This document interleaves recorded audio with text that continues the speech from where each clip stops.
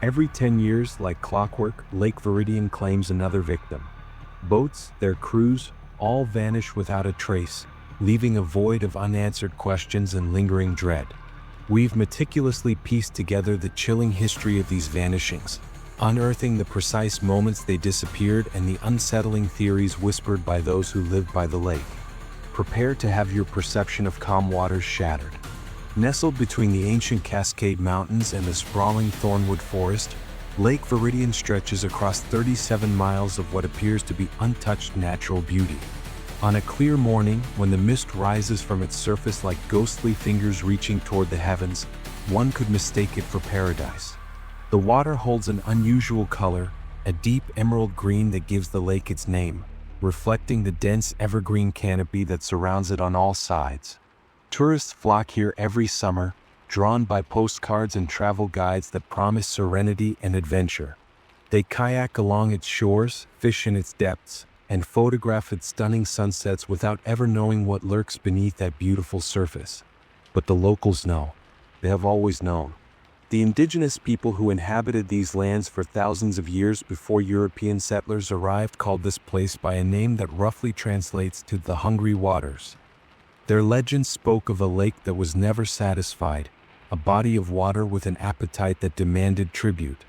They avoided its center, fishing only along the shallow edges and never venturing out past a certain invisible boundary that their ancestors had marked with sacred stones along the shoreline. When missionaries and settlers arrived in the 1800s, they dismissed these warnings as primitive superstition. They were wrong. The first documented disappearance that we can verify occurred in 1925, and it remains one of the most disturbing cases in the entire history of this enigmatic lake. Captain Thomas Hartley was a decorated veteran of the Great War who had survived the trenches of France only to return home seeking peace on the waters he had loved since childhood. He purchased a sturdy fishing vessel he named the Morning Star, a 30-foot wooden boat equipped with the latest safety features of the era. Thomas was not a reckless man. He understood the water, respected its power, and followed every maritime protocol with military precision. On the morning of August 14, 1925, Thomas set out with 3 companions: his younger brother William, his childhood friend George Patterson, and George's 16-year-old son Peter. The weather was perfect. Not a cloud marred the brilliant blue sky, and the lake's surface was as smooth as polished glass. Multiple witnesses at the dock watched them depart, noting nothing unusual about their journey. Several fishermen in smaller boats near the shore waved as they passed, heading toward the deep waters at the lake's center where the largest fish were rumored to swim. What happened next would haunt this community for a century. At approximately 2:15 in the afternoon, a fisherman named Elijah Morton was checking his nets near Widow's Point when he heard something that made his blood run cold. It was not a scream exactly, but something worse.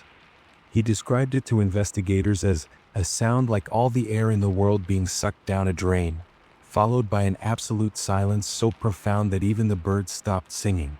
Elijah looked toward the center of the lake just in time to see the morning star, which had been clearly visible moments before, simply cease to exist. There was no capsizing, no fire, no gradual sinking. One moment the boat was there, solid and real against the green water, and the next moment it was gone as if God himself had erased it from creation. Elijah rowed back to shore faster than he had ever rowed in his life.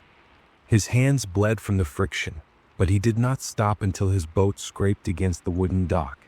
His testimony launched the largest search operation the region had ever seen. Over the following 3 weeks, authorities dragged the lake, sent down divers, and employed every recovery technique available to them. They found absolutely nothing. Not a single plank of wood, not a rope, not a life jacket, not a body. The Morning Star and its 4 passengers had been completely erased from existence. The investigation eventually concluded with a verdict of accidental drowning due to unknown causes, but everyone knew this was simply a bureaucratic surrender. There was no accident that could explain what Elijah Morton had witnessed. There was no natural phenomenon that could make a 30-foot vessel and 4 grown men vanish in the span of a heartbeat. The case files were sealed, and the community tried desperately to forget. But Lake Veridian would not let them forget.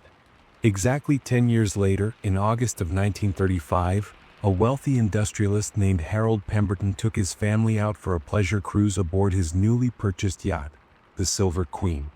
Harold, his wife Elizabeth, their 3 children, and 2 crew members set out on what was supposed to be a celebration of their youngest son's 10th birthday. Witnesses at the marina remembered young Arthur Pemberton running excitedly up and down the dock, his birthday streamers trailing behind him in the summer breeze. The Silver Queen departed at noon, heading for a small island in the lake's center where the family planned to have a picnic. They never arrived at the island. They never returned to the marina. Search parties found the island completely undisturbed, with no evidence that any boat had approached its shores. Once again, the lake yielded nothing. No wreckage, no debris, no bodies. 7 people, including 3 children, had simply ceased to exist. And this is where the pattern becomes impossible to ignore. When researchers began examining the historical records decades later, they discovered something that defied all probability. The disappearances were not random. They occurred with mechanical precision, always in August, always separated by exactly 10 years. 1925, 1935, 1945, 1955, 1965, 1975, 1985, 1995, 2005, 2015. 10 incidents spanning 9 decades, claiming a total of 43 lives, leaving behind not a single shred of physical evidence. What are the odds that this could be coincidental? Statisticians have calculated that the probability of 10 maritime incidents occurring at exact 10-year intervals by pure chance is approximately 1 in several billion. This is not the hand of random fate. This is something else entirely.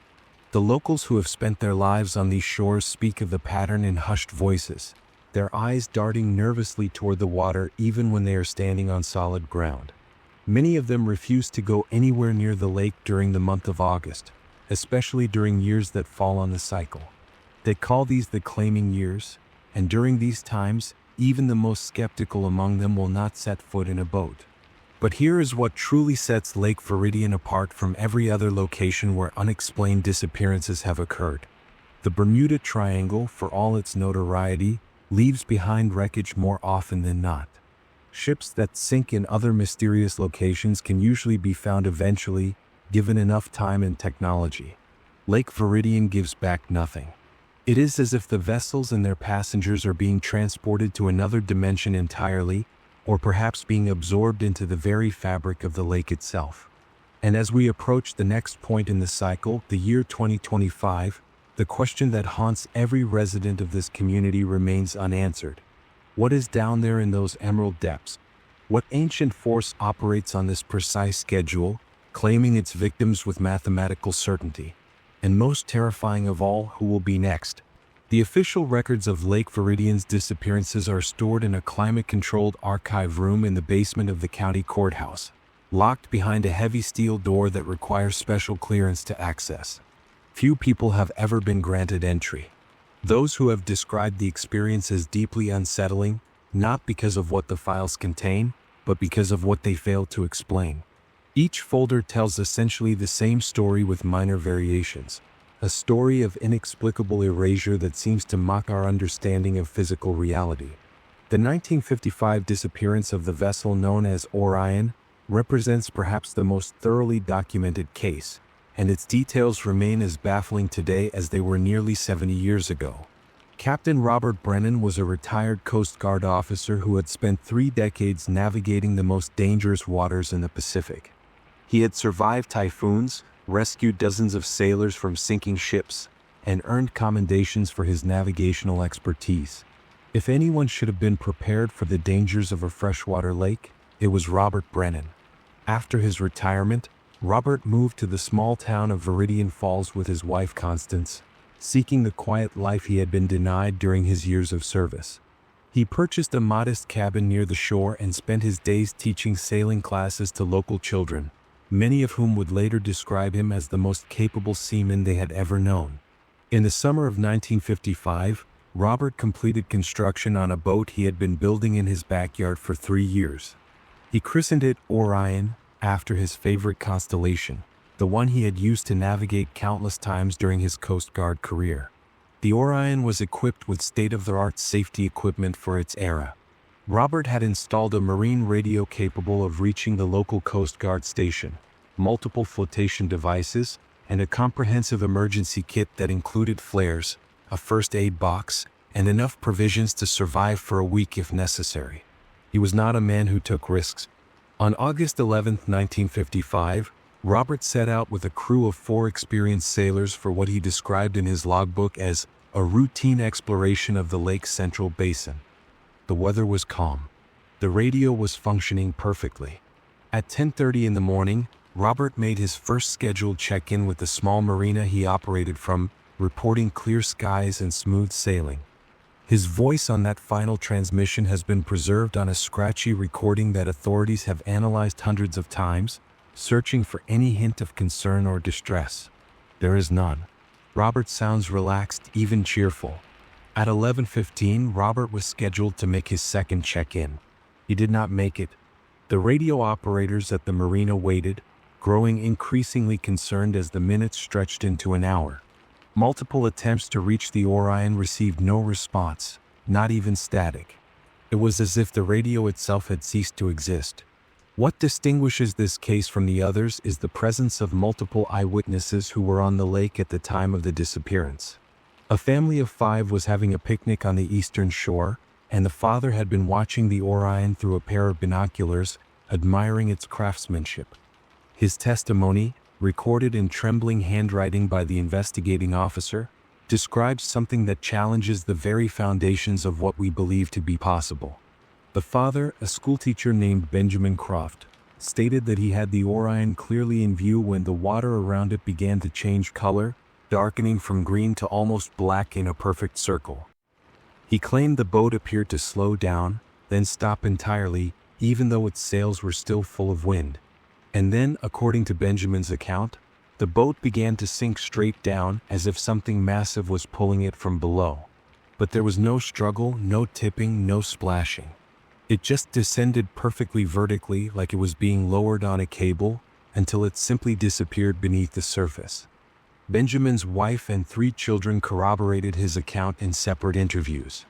All 5 family members described the same impossible descent, the same unnatural stillness, the same absolute silence. When the search parties arrived at the location Benjamin had indicated, they found nothing but calm water reflecting the afternoon sun. Divers went down immediately, reaching the lake bed within hours of the incident. The bottom was smooth and undisturbed, covered in a layer of fine silt that showed no indication that anything had ever touched it. There were no gouges, no debris, no sign that a 40-foot vessel carrying 5 grown men had plunged through this exact spot mere hours before. 10 years later, the pattern repeated with the Lady Luck, a pleasure craft owned by a local businessman named Harrison Blake. Harrison was celebrating his 50th birthday by taking a group of friends on a fishing expedition to a spot his grandfather had shown him decades earlier. 8 people were aboard when the Lady Luck departed on the morning of August 15, 1965. None of them would ever be seen again. But this case included testimony that remains among the most chilling in the entire archive. A young woman named Margaret Wells was swimming near a private dock about 2 miles from where the Lady Luck was last seen. Margaret was an exceptionally strong swimmer who had competed at the state level during her high school years. She was floating on her back, enjoying the summer sun, when she felt something impossible.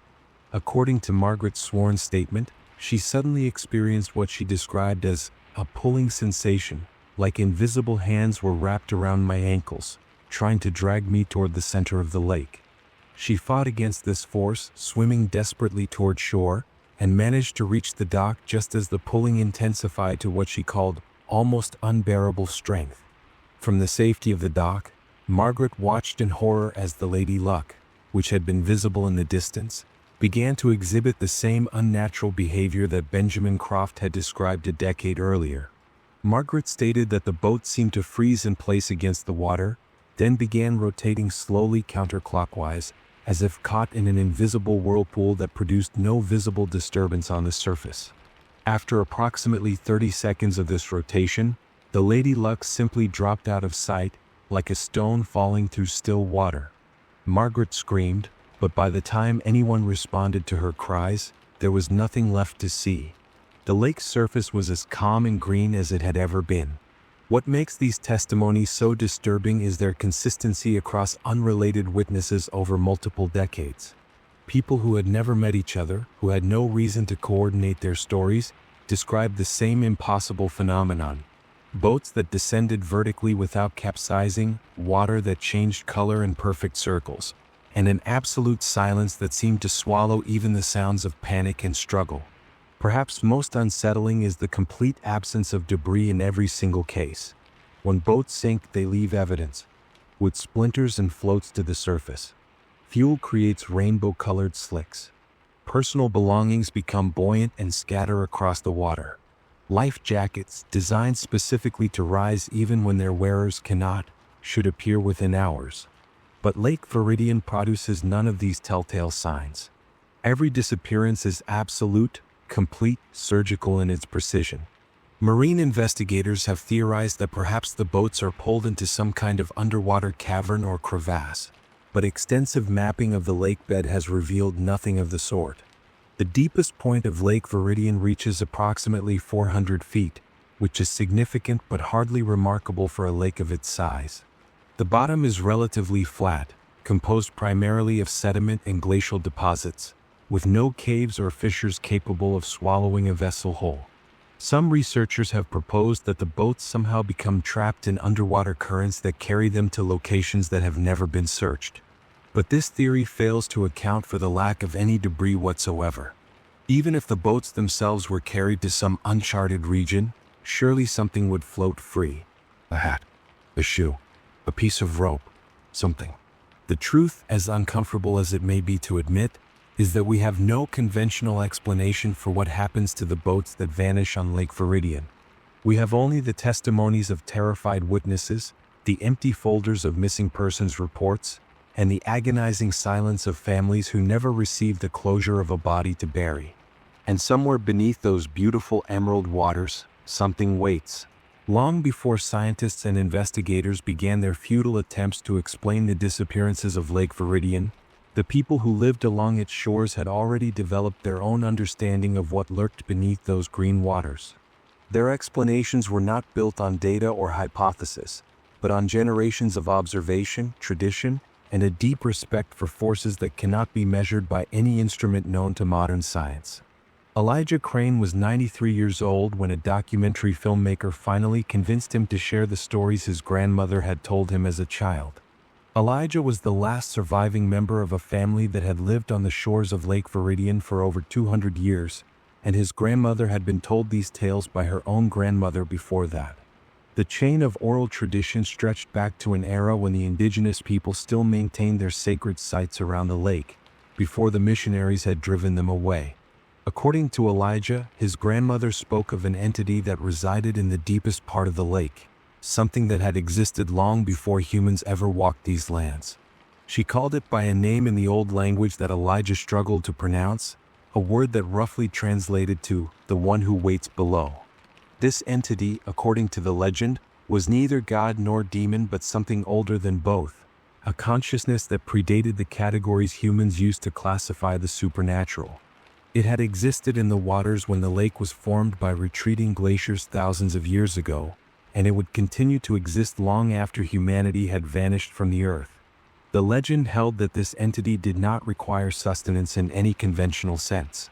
It did not eat the boats or the people who vanished. Instead, it collected them, preserving them in some kind of eternal stasis deep beneath the lake bed in caverns that existed outside of normal space and time. Why it did this, the legends did not explain.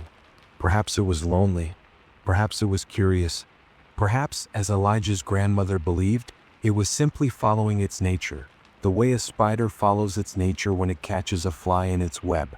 But here is the detail that makes the legend truly chilling. According to the indigenous oral tradition, the entity did not take victims randomly. It waited in cycles, building its hunger over exactly 10 years before reaching up through the water to claim what it needed. The indigenous people knew this pattern intimately. They had watched it repeat for generations before the first European settlers arrived. They tried to warn the newcomers, but their warnings were dismissed as primitive superstition.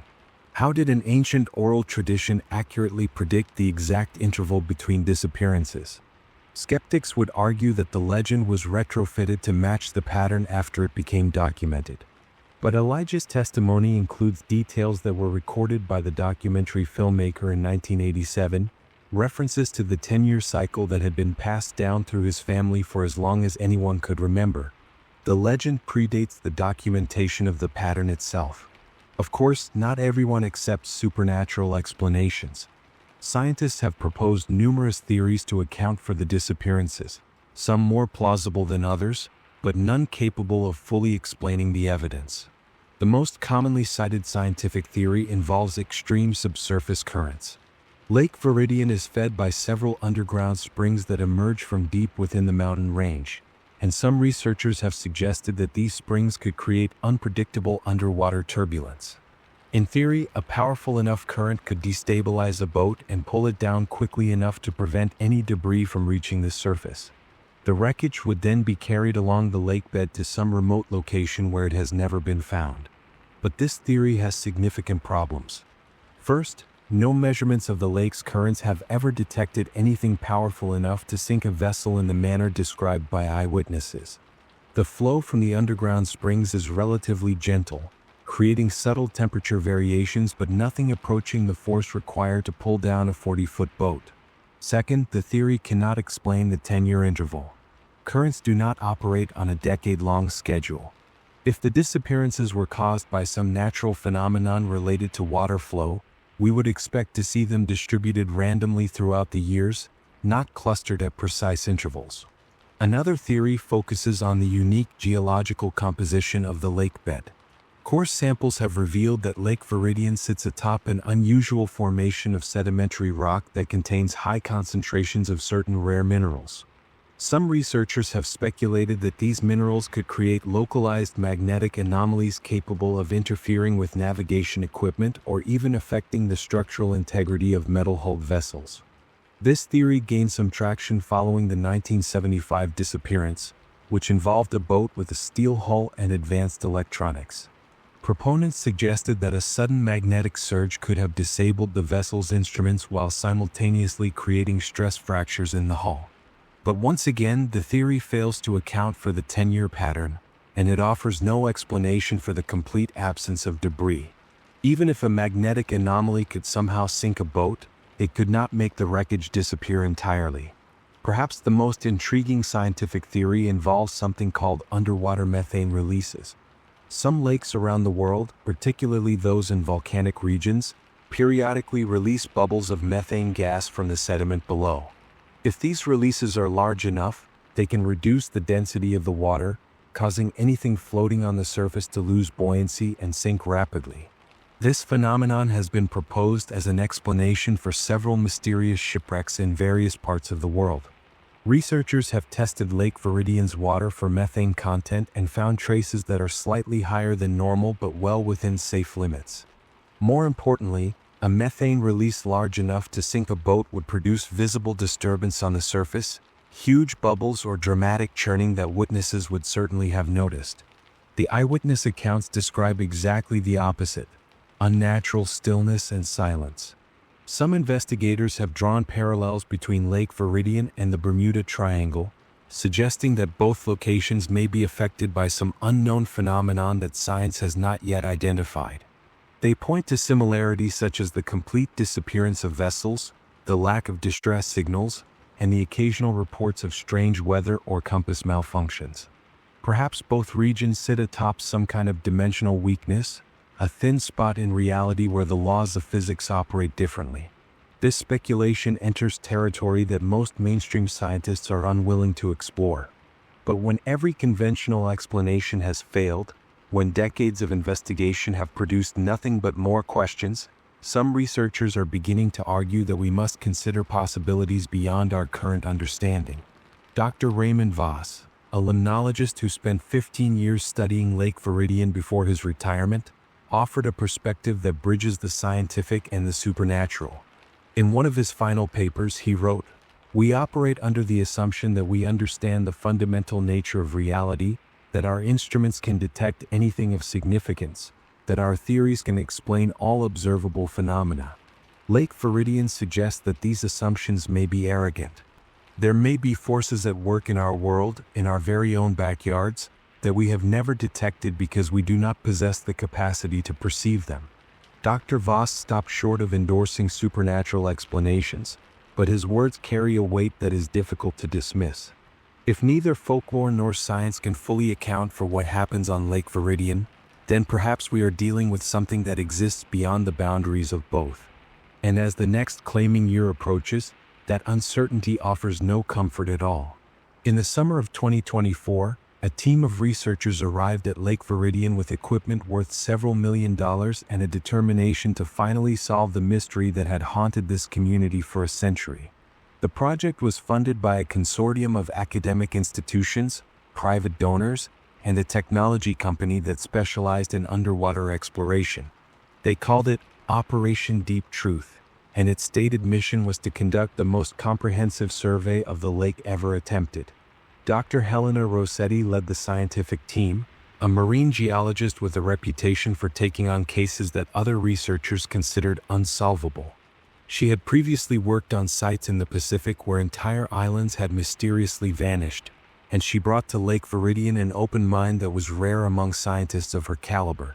In interviews before the project began, she stated that she was willing to consider any explanation, conventional or otherwise, as long as it fit the evidence. The first phase of the investigation involved deploying an array of autonomous underwater vehicles equipped with sonar imaging technology capable of detecting objects as small as a human hand. These vehicles operated continuously for 3 weeks, systematically mapping every square inch of the lake bed at resolutions never before achieved. The data they collected was transmitted in real time to a processing center on shore, where specialists analyzed it around the clock. The initial results were puzzling. The lake bed appeared exactly as previous surveys had suggested: flat, covered in sediment, unremarkable in every measurable way. There were no caves, no crevasses, no underwater formations that could explain where the missing vessels had gone. The autonomous vehicles detected several objects that initially excited the team, but these turned out to be natural rock formations or discarded fishing equipment, nothing connected to the disappearances. However, during the 3rd week of the survey, the vehicles began reporting anomalies that the scientific team struggled to explain. In a region near the center of the lake, approximately 2 miles from shore, the sonar readings became inconsistent. The same section of the lake bed would appear at different depths depending on which vehicle was surveying it, as if the bottom itself was shifting location between scans. When the team attempted to verify these readings with additional passes, the anomalies seemed to move, always staying just ahead of whatever vehicle was approaching. Dr. Rossetti initially attributed these inconsistencies to equipment malfunction, but diagnostics revealed nothing wrong with the vehicles. She then theorized that unusual thermal layers in the water might be refracting the sonar signals, creating false readings. But detailed temperature mapping showed no significant thermal variations in the area where the anomalies were occurring. On September 3rd, one of the autonomous vehicles went dark. It was operating normally at a depth of 370 feet when its signal simply ceased. The vehicle was programmed to surface automatically if it lost communication with the control center, but it never appeared.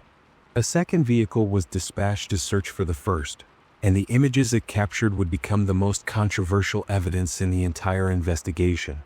The second vehicle's cameras recorded what appears to be a circular depression in the lake bed approximately 50 feet in diameter.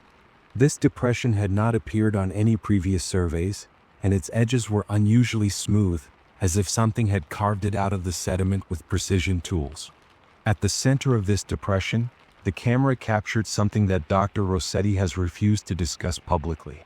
The footage shows what appears to be a structure, an arrangement of geometric shapes that does not match any known natural formation. Some observers have described it as resembling an archway or a gate, though these interpretations are contested.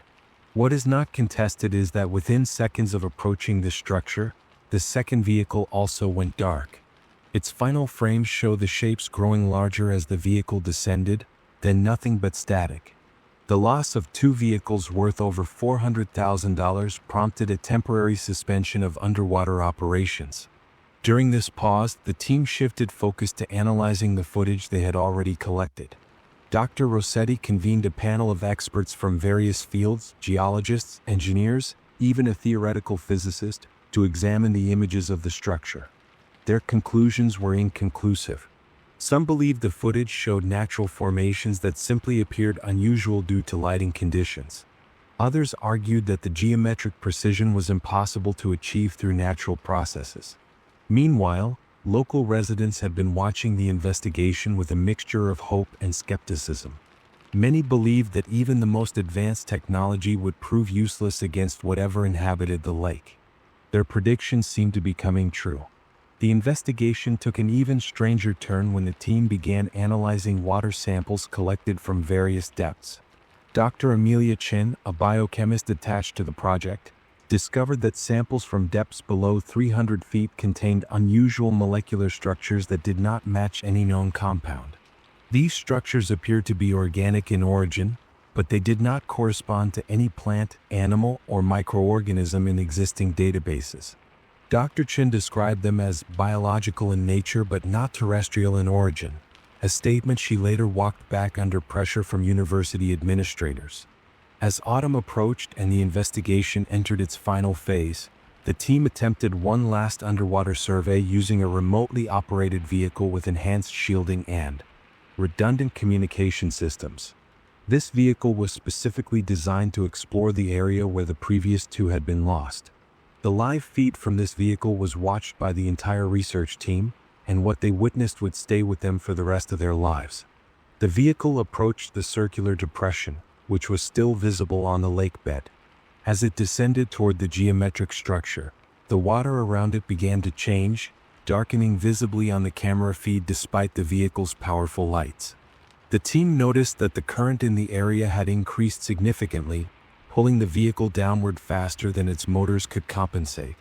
Then the structure itself appeared to move. The camera captured what can only be described as an unfolding, the geometric shapes separating and rearranging themselves as if alive. From within this unfolding emerged something large, something that blocked the vehicle's lights entirely as it approached. The final image transmitted before the vehicle was lost showed what appeared to be an eye, an enormous, unblinking eye with a pupil that reflected the vehicle's lights back at the camera with an intelligence that was unmistakable. Dr. Rossetti terminated the investigation the following morning. In her official report, she attributed the loss of the three vehicles to equipment failure caused by extreme pressure conditions at depth. She made no mention of the structure, the unfolding, or the eye. When pressed by journalists about the footage, she stated only that the visual data was corrupted and should not be considered reliable evidence. But several members of her team have spoken anonymously about what they witnessed that day. They described Dr. Rossetti's face going pale as the final images appeared on the screen.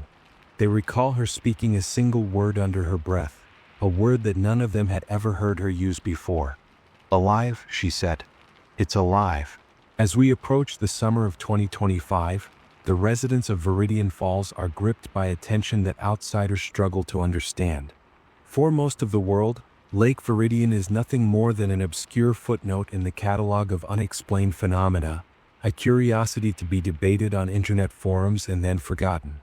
But for those who have spent their lives within sight of those emerald waters, the approaching claiming year is a source of genuine terror. The pattern has now repeated 10 times without exception. Every decade, without fail, the lake takes its tribute. The precision of this schedule suggests an intelligence at work, a consciousness that operates according to rules we cannot comprehend. It would be one thing if the disappearances occurred randomly, the product of natural forces that we simply have not identified. But this clockwork regularity implies intention. Something down there is counting the years. Something down there is waiting.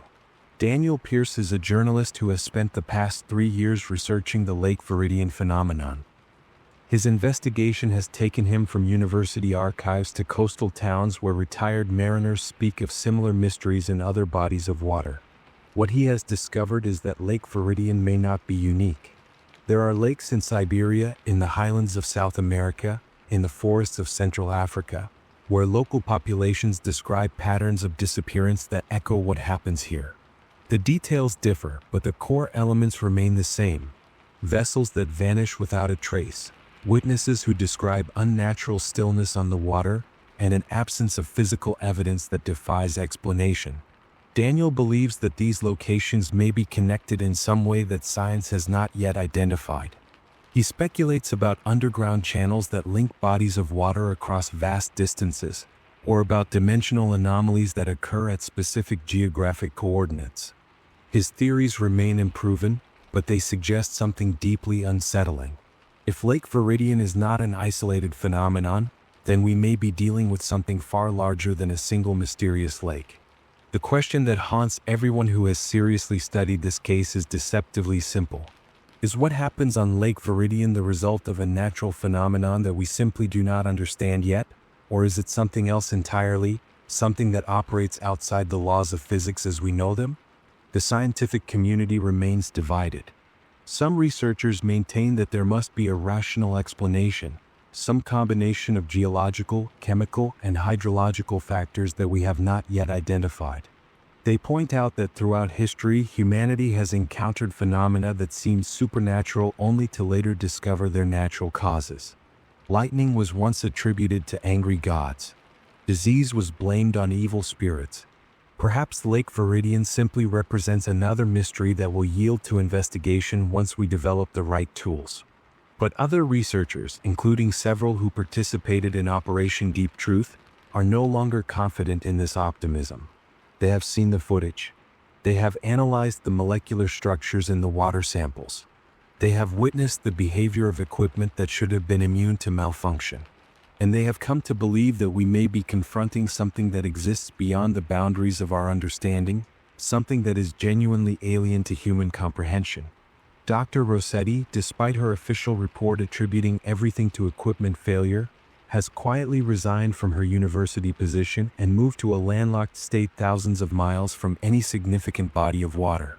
Colleagues say she refuses to discuss the investigation and becomes visibly distressed whenever Lake Veridian is mentioned. Whatever she saw on that final dive, it changed her in ways that she cannot or will not articulate. For the residents of Veridian Falls, these academic debates are less important than the practical reality of what they face every 10 years. August 2025 is now only months away, and the community has already begun its usual preparations. Boat owners are putting their vessels in dry storage. Fishing guides are canceling reservations. The few tourists who arrive during this period are quietly warned to stay away from the water, though the warnings are given with a casualness that conceals the genuine fear behind them. Some residents have suggested more drastic measures. There have been calls to ban all boat traffic on the lake during August, but local authorities have resisted on the grounds that such a ban would require admitting something that official reports have always denied. There have been proposals to fence off the most dangerous areas, but no one can agree on where those areas actually are. The disappearances have occurred at various locations across the lake, with no apparent pattern beyond their timing. And then there are those who believe that no precaution will matter. They point out that the entity, if that is what we are dealing with, has never failed to claim a victim during a claiming year. If boats are not available, they ask, what will it take instead? There are whispers of people who have vanished from the shoreline, swimmers who never returned from a dip in the shallows, hikers whose trails simply ended at the water's edge. These incidents have never been officially connected to the main phenomenon, but the locals have their suspicions. What would it take to finally solve the mystery of Lake Veridian?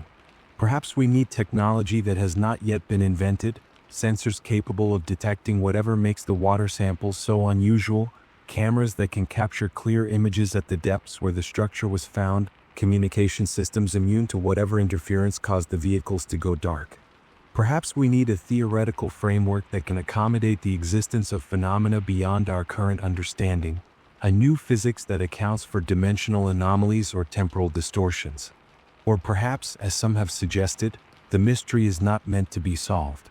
Perhaps there are forces in our world that exist beyond the reach of human inquiry, entities that predate our species and will outlast it, guardians of boundaries that we should not attempt to cross. Perhaps the wisest response to Lake Veridian is not investigation but acceptance, not curiosity but respect. The indigenous people who lived here for thousands of years understood this. They did not try to explain the hungry waters. They did not send expeditions to probe its depths or analyze its composition. They simply acknowledged its power and adjusted their behavior accordingly. They fished the edges but never ventured to the center. They told stories that encoded the 10-year cycle, ensuring that future generations would know when danger approached. And they offered prayers to the one who waits below, not in worship, but in recognition of a force that demanded acknowledgement. We have lost that wisdom. In our arrogance, we believe that everything can be measured, everything can be explained, everything can be controlled. Lake Veridian stands as a refutation of that belief, a reminder that there are still places in this world where our mastery ends and something older begins. As you listen to these words, somewhere beneath those beautiful emerald waters, something stirs. It has been counting the days since 2015, when the fishing boat Morning Glory vanished with 6 souls aboard. It knows that the cycle is almost complete. It can feel the approach of August, the warmth of the summer sun on the surface above, the movement of boats that will soon begin venturing out onto waters they do not truly understand. And it waits as it has always waited, as it will always wait for the next claiming year to arrive. The lake is patient. The lake is hungry. The lake remembers. And every 10 years, like clockwork, Lake Veridian claims another victim. Boats, their crews, all vanish without a trace. We may never understand why. We may never know what dwells in those depths. But one thing is certain. The pattern has never been broken. And 2025 is almost here.